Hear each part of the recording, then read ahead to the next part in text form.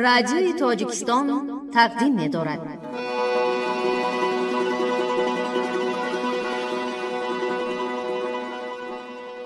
من چی گویم وصف آن عالی جناب، نیست پیغمبر ولی دارد کتاب.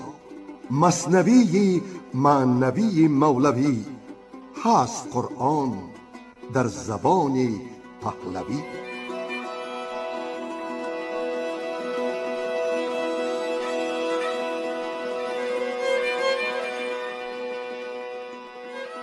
مثنوی معنوی. مثنوی معنوی.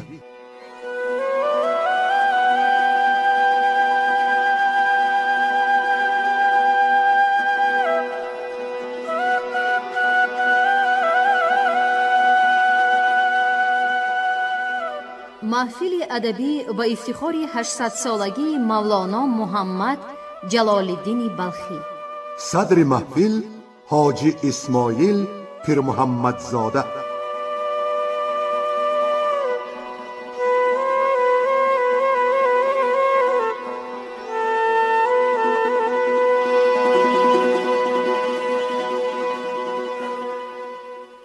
در خوانش گذشته مولانا از مقام اولیاء الله صحبت کرده بود و در این خوانش به بزرگی انبیای خدا و معجزات ایشان که خداوند به خاصان خویش عطا کرده است یک صحبت علمی می آراید. نالیدن ستون حنانه که اوایل اوقات رسول خدا صلی الله علیه و سلم به او تکیه کرده به مردم سخن می گفت، وقتی برای پیغمبر منبر ساختند و استون به ناله درآمد: مسندت من بودم از من تاختی، بر سری منبر تو مسند ساختی. و در جواب پیغمبر که میخواهی سروی باشی تا ابد سبز، او بقای آخرت را که با رسول خدا همدم باشد خواهش میکند و ستون را مثل آدمان گور میکنند. و مولانا به بعض فلسفی ها و به آدمانی که منکری کرامات اولیاء و معجزات انبیا بودند رو می آرد. گفت: آن خواهم که دایم شد بقاش، بشنوی غافل هم از چوب مباش. و آنهایی که در راه شناخت خداوند به فلسفه باطل رو می آرند ایشان را هشدار می دهد: فلسفی را زهره نه تا دم زند دین حقش برهم زند.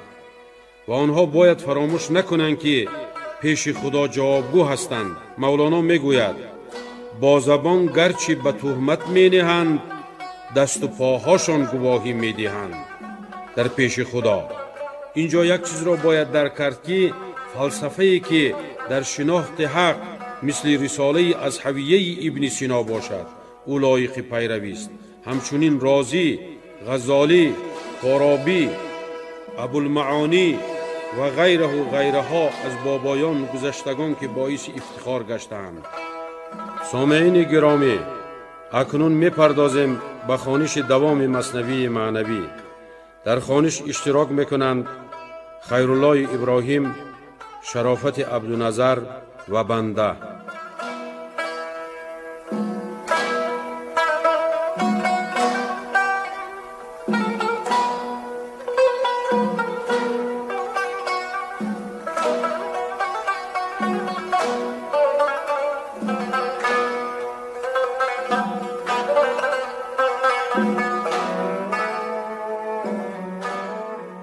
گردانیدن عمر رضی الله عنه نظر او را از مقام گریه که هستی است به مقام استغراق.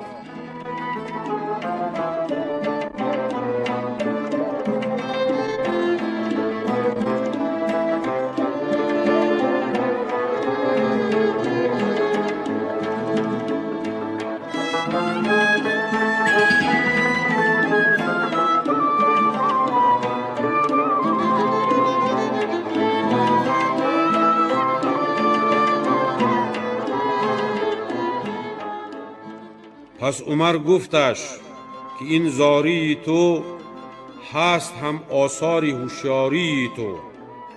راه فانی گشته راه دیگر است، زانکه هوشیاری گناه دیگر است. هست هوشیاری زیاد مامضا، ماضی و مستقبلت پرده خدا.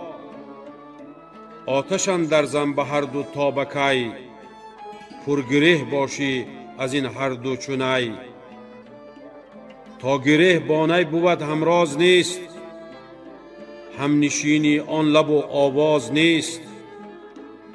چون به توفی خود به توف مرتدی، چون به خانه آمدی هم با خودی.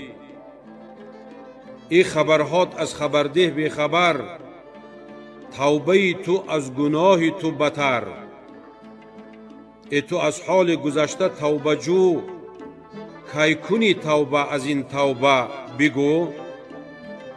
گاه بانگ زیر را قبله کنی، گاه گریه زار را قبله زنی. چون که فاروق آینه اسرار شد، جان پیر از اندرون بیدار شد. همچو جان بگریه و بیخنده شد، جانش رفت و جان دیگر زنده شد. حیرت آمد درونشان زمان، که برون شد از زمین و آسمان. جستجوی از برای جستجو، من نمیدانم تو میدانی بگو. حال و قال از برای حال و قال، غرقه گشته در جمال ذوالجلال. غرقه نه که خلاصی باشدش، یا بجز دریا کسی بشناسدش. عقل جزء از کل گویا نیستی، گر تقاضا بر تقاضا نیستی. چون تقاضا بر تقاضا می رسد، موج آن دریا بدین جا می رسد. چون که قصه حال پیر اینجا رسید، پیر و حالش روی در پرده کشید. پیر دامن رازی گفتگو فشاند، نیم گفته در دهان ما بماند. از پی این عیش و عشرت ساختن، 100,000 جان بشاید باختن. در شکار بیشه جان باز باش، همچو خورشید جهان جانباز باش. جان فشان افتاد خورشید بلند، هر دمی طی می شود پر می کنند. جان فشان ای آفتاب معنوی، مر جهان کهنه را بین مانوی. در وجود آدمی جان و روان، می رسد از غیب چون آبی روان.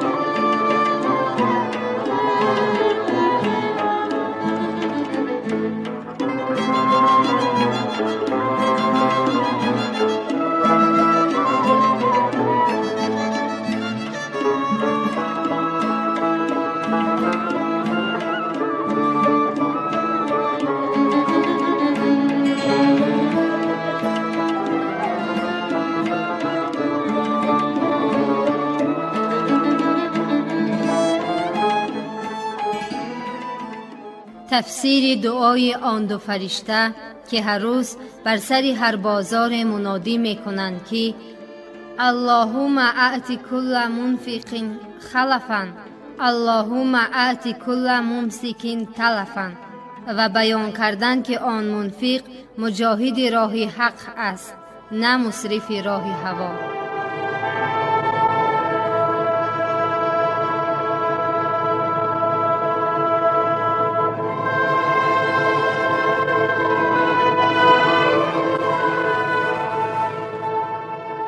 گفت پیغمبر که دایم بهر پند، دو فرشته خوش منادی می کنند که خدایا منفقان را سیر دار، هر درمشان را عوض ده 100,000.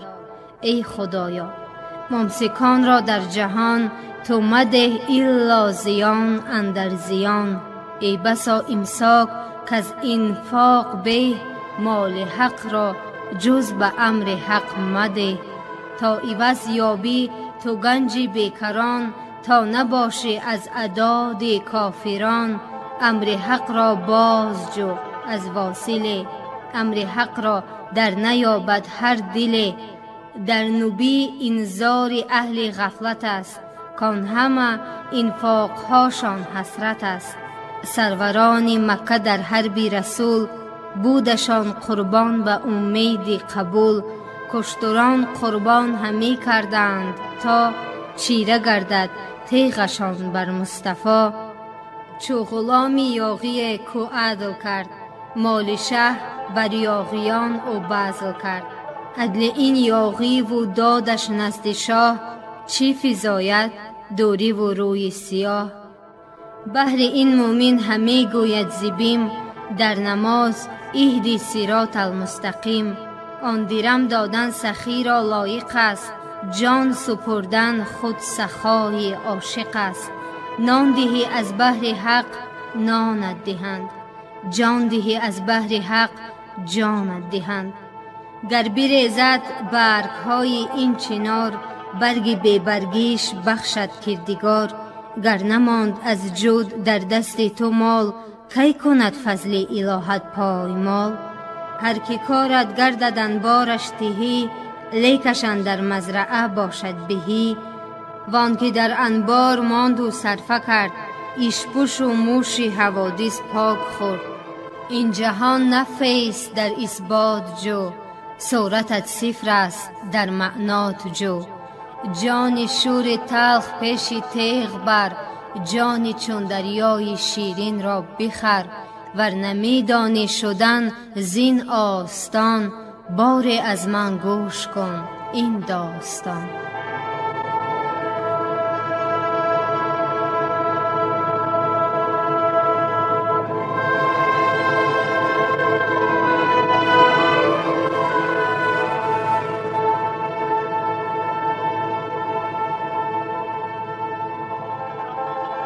قصه خلیفه که در کرم در زمان خود از حاتم طای گذشته بود و نظیری خود نداشت.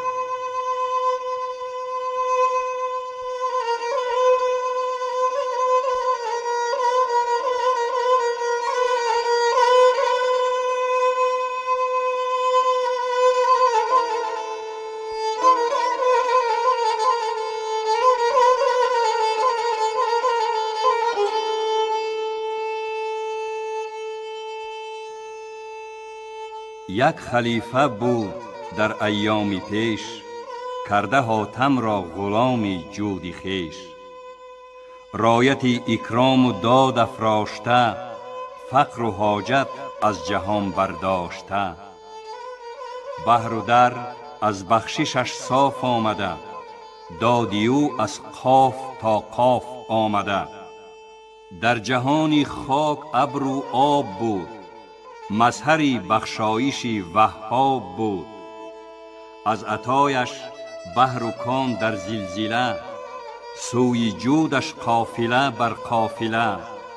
قبله حاجت در و دروازش، رفته در عالم وجود آوازش. هم عجم هم روم هم ترک و عرب، مانده از جود و سخایش در عجب. آبی حیوان بود و دریای کرم، زنده گشته هم عرب زو هم عجم.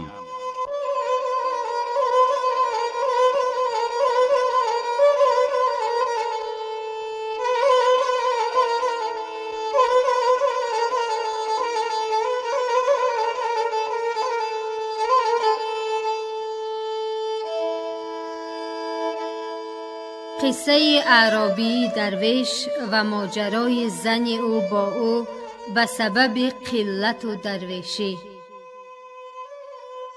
یک شب اعرابی زن مرشوی را، گفت و از حد برد گفت و گوی را. که این همه فقر و جفا ما می کشیم، جمله عالم در خوشی ما ناخوشیم. نانمان نه نان خوریشمان درد و رشک، کوزمان نه آبمان از دیده اشک. جامه ما روز تابی آفتاب، شب نهالین و لحاف از ماهتاب. قرص مه را قرص نان پنداشته، دست سوی آسمان برداشته، ننگ درویشان ز درویشی ما، روز و شب از روز اندیشی ما، خویش و بیگانه شده از ما رمان، بر مثال سامری از مردمان. گر بخواهم از کس یک مشت نسک، مرا گوید خموش کن مرگ و جس. مر عرب را فخر جذب است و عطا، در عرب تو همچو اندر خط خطا. چی غذا ما بی غذا خود کشته ایم، ما به تیغ فقر بی سر گشته ایم. چی عطا ما بر گدایی می تنیم، مرمگس را در هوا رگ می زنیم. گر کسی مهمان رسد گر منم، شب بخسبد دلقش از تن برکنم.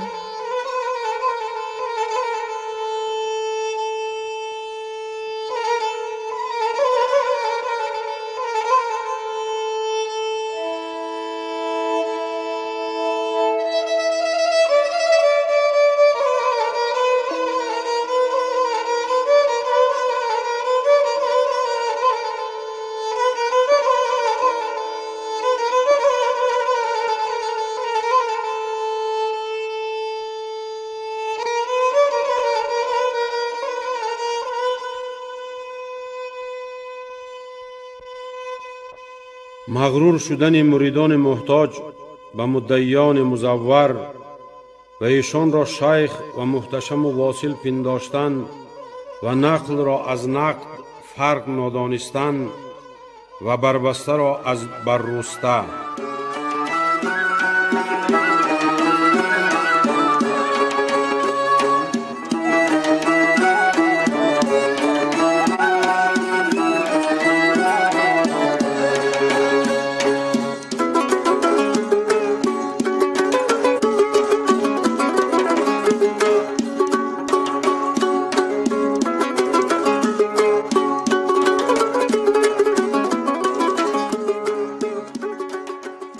بهر این گفتند دانایان به فن، مهمان محسنان باید شدن. تو مرید و مهمان آن کسی، کو ستاند حاصلت را از خسی. نیست چیره چون تو را چیره کند، نور ندهد مر تو را تیره کند. چون ورا نور نبود اندر قیران، نور کی یابند از وی دیگران. همچو اعمش کو کند داروی چشم، چی کشد در چشمها الا که پشم. حال ما این است در فقر و عنا، هیچ مهمان مبا مغرور ما. قحط 10 سال ار ندیدی در صور، چشمها بکشا و اندر ما نگر. ظاهر ما چون درونی مدعی، در دلش ظلمت زبانش شعشعی. از خدا بوی نه او را نه اثر، دعویش افزون زی شیس و بلبشر. دیو ننموده ورا هم نقش خیش، او همی گوید زی ابدالیم بیش. حرف درویشان بدزدیده بسی، تا گمان آید که هست او خود کسی. خورده گیرد در سخن بر بایزید، ننگ دارد از درون او یزید.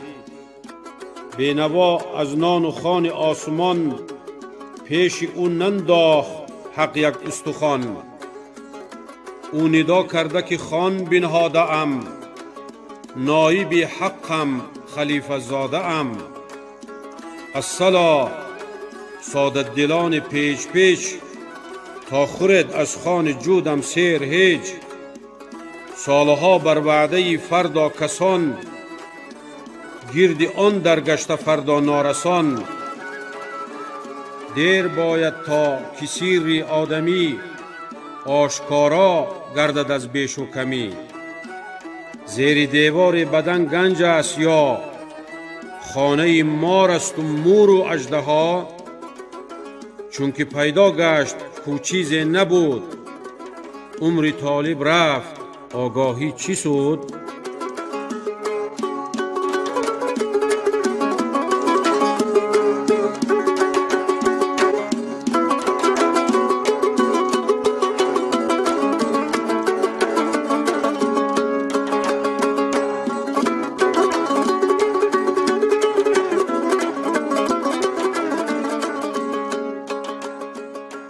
در بیان آن که نادی رفتد که مرید در مدعی مزور اعتقاد به صدق ببندد که او کسی است و بدین اعتقاد به مقام برسد که شیخش در خواب ندیده باشد و آب و آتش او را گزند نکند و شیخش را گزند کند، ولیکن به نادری نادر.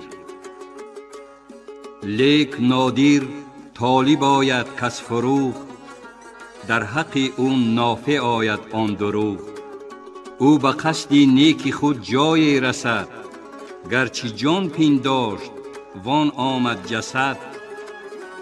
چون تحری در دل شب قبله را، قبله نیو آن نماز او روا. مدعی را قحط جان اندر سیر است، لیک ما را قحط نان در ظاهر است. ما چرا چون مدعی پنهان کنیم، بهر ناموسی مزور جان کنیم.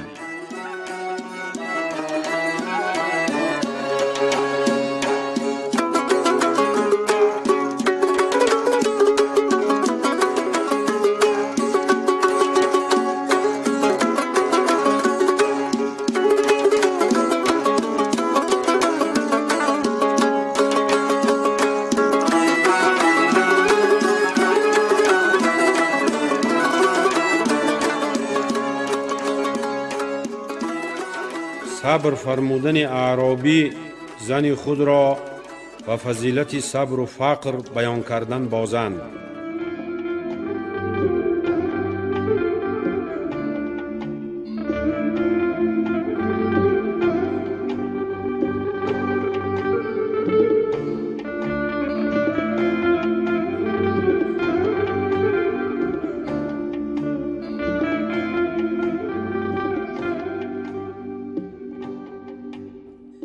شوی گفتش چند جوی دخل و کشت، خود چی ماند از عمر افزونتر گذشت. عاقل در بیش و نقصان ننگرد، زان که هر دو همچو سیل بگذرد. خواه صاف و خواه سیل تیره رو، چون نمی پاید دمی از وی مگو. اندر این عالم هزاران جانور، می زید خوش عیش بی زیر و زبر. شکر می گوید خدا را فاخته، بر درخت و برگ شب ناساخته. حمد می گوید خدا را عندلیب، که اعتماد ریزق بر توست ای مجیب. باز دست شاه را کردن نوید، از همه مردار ببریده امید. همچنین از پشه گیری تا به پیل، شد ایال الله و حق نعم المعیل. این همه غمها که اندر سینه هاست، از بخار و گرد باد و بود ماست. این غمان بیخکن چون داس ماست، این چنین شد وان چنان وسواس ماست. دان که هر رنج ز مردن پاره است، جزو مرگ از خود بران گر چاره است. چون ز جزو مرگ نتوانی گریخت، دان که کلش بر سرت خواهند ریخت. جزو مرگ ارگشت شیرین مر تو را، دان که شیرین می کند کل را خدا. دردها از مرگ می آید رسول، از رسولش رو مگردان ای فضول. هر که شیرین می زید او تلخ مرد، هر که او تن را پرستد جان نبرد. گوسفندان را ز صحرا می کشند، آنکه فربهتر مران را می کشند. شب گذشت و صبح آمد ای تمر، چند گیری این فسانه زر ز زر. تو جوان بودی و قانع‌تر بودی، زر طلب گشتی خود اول زر بودی. زر بودی پر میوه چون کاسد شدی، وقتی میوه پختنت فاسد شدی. میوه ات باید که شیرین تر شود، چون رسن تابان نواپستر رود. جفتی مایی جفت باید هم صفت، تا برآید کارها با مصلحت. جفت باید بر مثال همدیگر، در دو جفتی کفش و موزه در نگر. گر یکی کفش از دو تنگ آید به پا، هر دو جفتش کار ناید مر تو را. جفتی در یک خرد و آن دیگر بزرگ، جفتی شیری بیشه دیدی هیچ گرگ. راست ناید بر شتر جفتی جوال، آن یکی خالی و این پر مال مال. من روم سوی قناعت دل قوی، تو چرا سوی شناعت می روی؟ مرد قانع از سر اخلاص و سوز، زین نسک می گفت بازن تا بروز.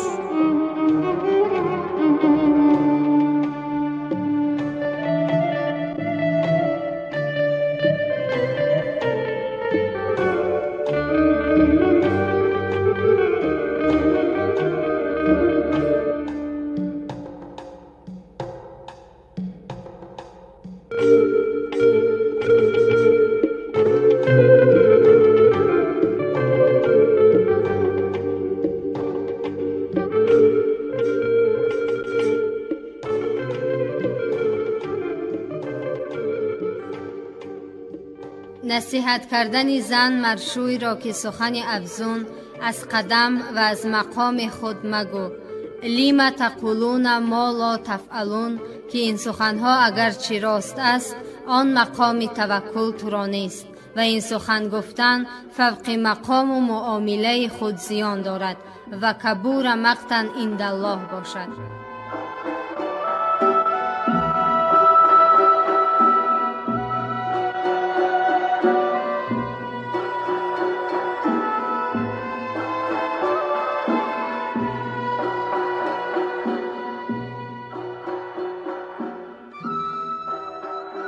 زن برو زد بانگ که ای ناموس کش، من فسون تو نخواهم خورد بیش.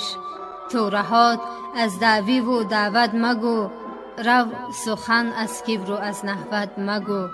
چند حرف طمطراق و کار و بار، کار و حال خود ببین و شرم دار. کبر زیشت و از گدایان زیشتر، رو سرد و برف و آنگه جامه تر. چند دعوا و دم و باد و برود، ای تو را خانه چو بیت العنکبوت. از قناعت کی تو جان افروختی، از قناعت ها تو نام آموختی. گفت پیغمبر قناعت چیست؟ گنج. گنج را تو وانمی دانی زیرنج. این قناعت نیست جز گنجی روان، تو مزن لاف ای غم و رنجی روان. تو مخوانم جفت کمتر زن بغل، جفتی انصافم نیم جفتی دغل. چون قدم با میر و با بگ میزنی، چون ملخ را در هوا رگ میزنی. با سگان زین استخوان در چالشی، چون نی اشکمتهی در نالشی.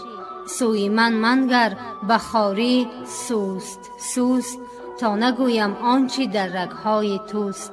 عقل خود را از من افزون دیده ای، مرمنی کم عقل را چون دیده ای. همچو گرگی غافل اندر ما مجه، ای زیننگی عقل تو به عقل به. چون که عقل تو عقیله مردم است، آن نه عقل است آن که مار و گژدم است.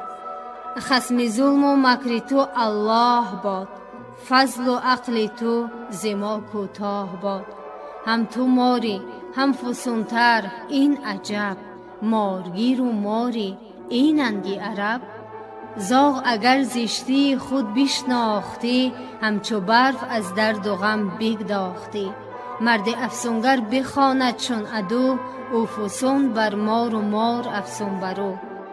گر نبودی دام او افسون مار، کی فسون مار را گشت شکار. مرد افسونگر ز حرص کسب و کار، در نیابد آن زمان افسون مار.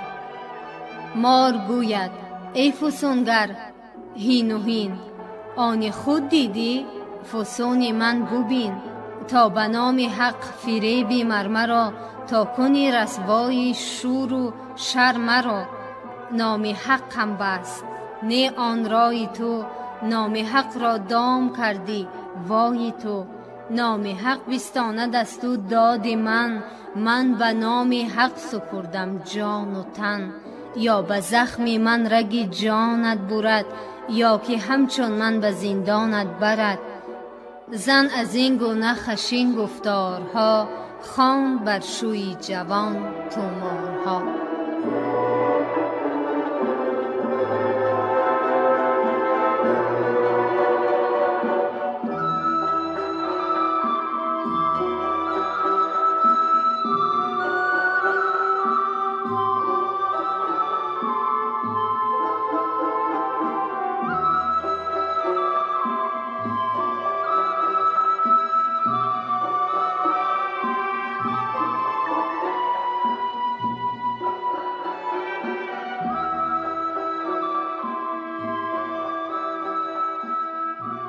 نصیحت کردن مرد زن را که در فقیران بخاری منیگر و در کار حق به گمان کمال نیگر و طعنه مزن بر فقر و فقیران به خیال و گمان بینوایی خویشتن.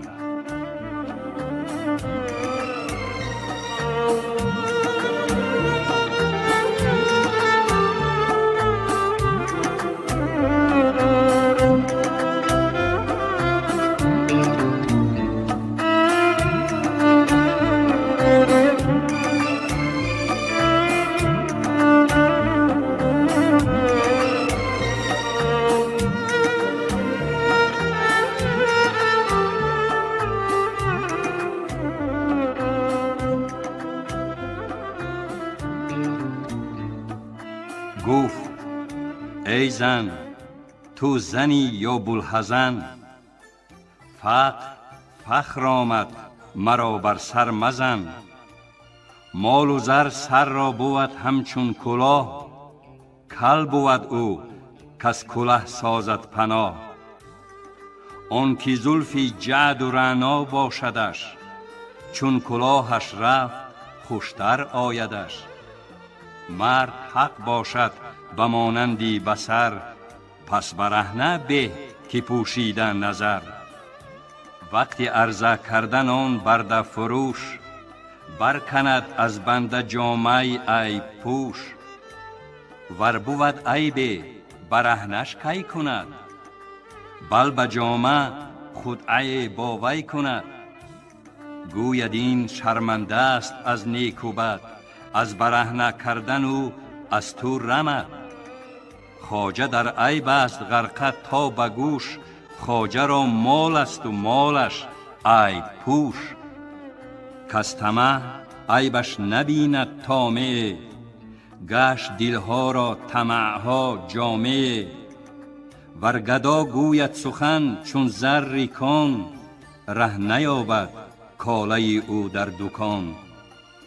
کاری درویشی ورای فهمی توست، سوی درویش بیمنگر سوست سوست. زان که درویشان ورای ملک و مال، روزی دارند ژرف از ذوالجلال. حق تعالی عادل است و عادلان، کی کنند استمگری بر بیدلان. آن یکی را نعمت و کالا دهند، وین دیگر را بر سری آتش نهند. آتشش سوزد که دارد این گمان، بر خدا و خالق هر دو جهان. فقر و فخری از گزاف است و مجاز، نه هزاران عزی پنهان است و ناز. از غضب بر من لقبها راندی، یارگیر و مارگیرم خواندی. گر بگیرم برکنم دندانی مار، تاش از سر کوفتن نبود زیرار. زان که آن دندان عدوی جانی اوست، من عدو را می کنم زین علم دوست. از طمع هرگز نخواهم من فسون، این طمع را کردم من سرنگون. حاشا لله طمع من از خلق نیست، از قناعت در دل من عالمی است. بر سری امرودبون بینی چنان، زان فرودا تا نماند آن گمان. چون که برگردی تو سرگشته شوی، خانه را گردنده بینی وان تویی.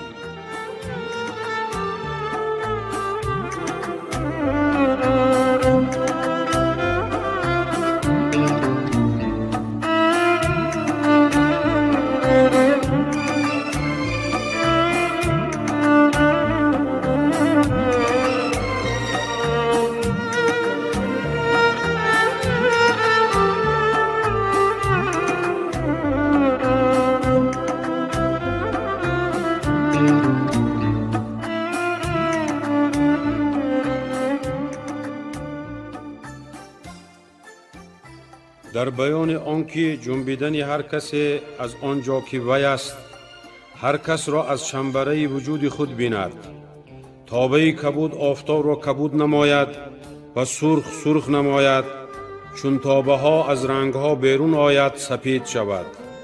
از همه تابه های دیگر او راستگوتر باشد و امام باشد.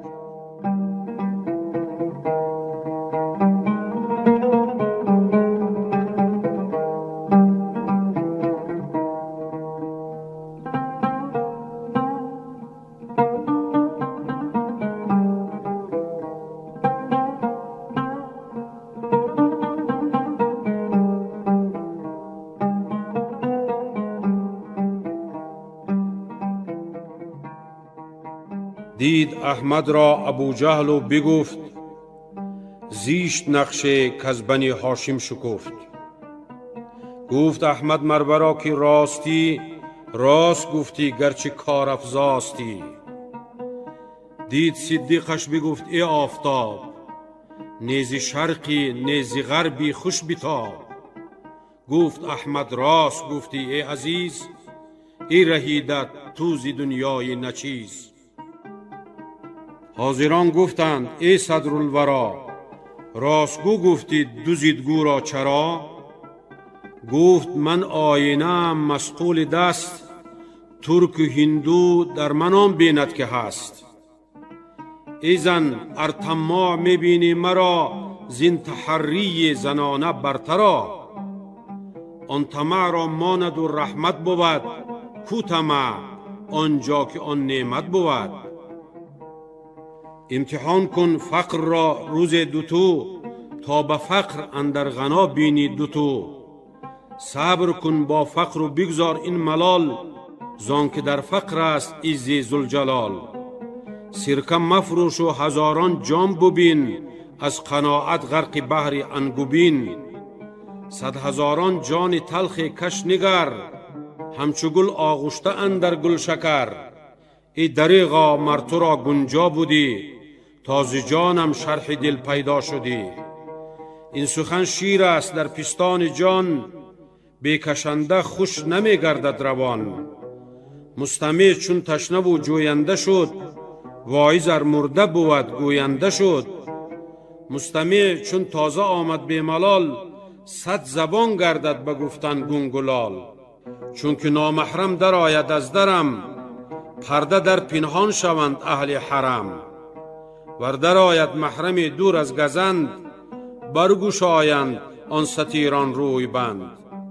هرچی را خوب و خوش و زیبا کنند از برای دیده بینا کنند. کی بود آواز چنگ و زیر و بم از برای گوش بیحیسی اسم. مشک را بیهوده حق خوشدم نکرد بهر حیث کرد و پی اخشم نکرد.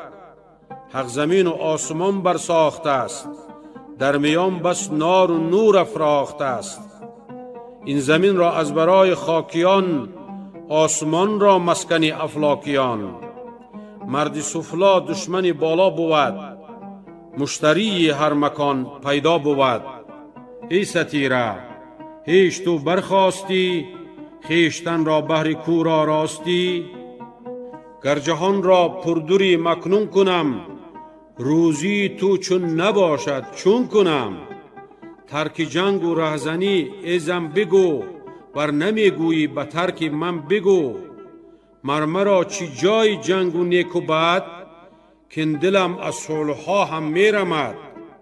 گر خموش گردی وگرنه آن کنم که همین دم ترک خانمان کنم.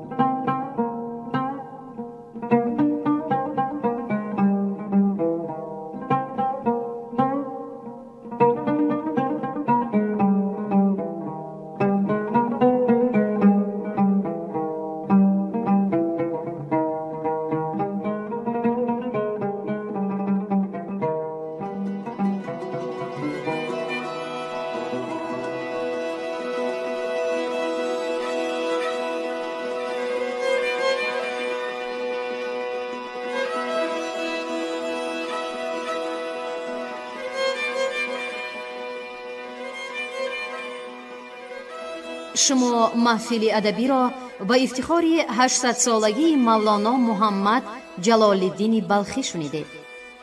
تهیه‌گر خیرالله ابراهیم، یاور تهیه‌گر ایرج میرزا علی، منظم آواز برنای نظام، محرر عبدالقادر عبدالقهار. خانه آباد باشید.